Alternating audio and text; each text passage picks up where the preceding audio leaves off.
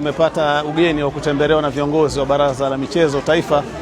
Tukiwa hapa tunaendesha kozi za CAF Diploma D ambazo tunaziendesha hapa katika shule ya sekondari Kisesa. Kozi hii ilianza tarehe 10 ya mwezi wa pili na tunatarajia itamatike tarehe 25 ya mwezi wa pili.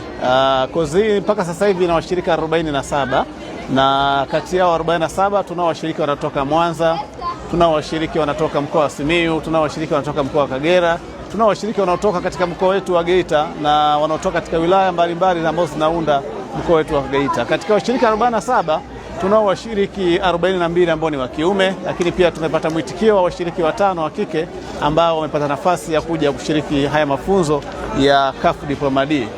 Miongoni mwa sifa za kushiriki kozi lazima kwanza umehitimu na una leseni au una cheti cha FIFA Grassroots. Kwa hawa washiriki wote hawa ambao unaona hapa, hawa wote ni wahitimu wa kozi ambayo imemalizika hivi karibuni, ambapo tuko naendesha chama cha mpira la Geita, na wote wamepata sifa za kushiriki CAF Diploma D. Malengo yetu kama chama, baada ya hapa tunataraji kuanza kuratibu kozi za ukocha, lakini pia tutaona utaratibu wa kushirikiana na chama cha mpira mkoa wa Geita pamoja na TFF kwa ajili ya kuweza kuturuhusu kuweza kuendesha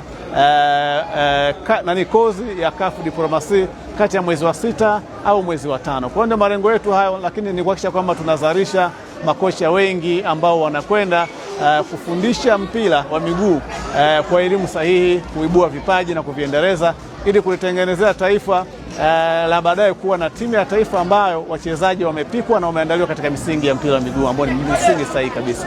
Kozi maalum ya ukocha ya LSND ambapo pia nilisomea grassroots hapa, kwa hiyo nimeona inaendelee kusomea pia na class D. Nia na malengo ni kujifunza zaidi na kujua mpira kama kocha, kwa sababu kwa sasa hivi Tanzania hasa TFF wanapoelekea wanataka sana watu ambao wamesomea mpira ili waweze kuendeleza vipaji vya watoto wakubwa na kuifanya Tanzania iwe juu kwenye FIFA rank ile. Kwa hiyo mimi cha kuwashauri tu, wako vijana wengi ambao wanapenda kuongoza mpira lakini hawajasomea.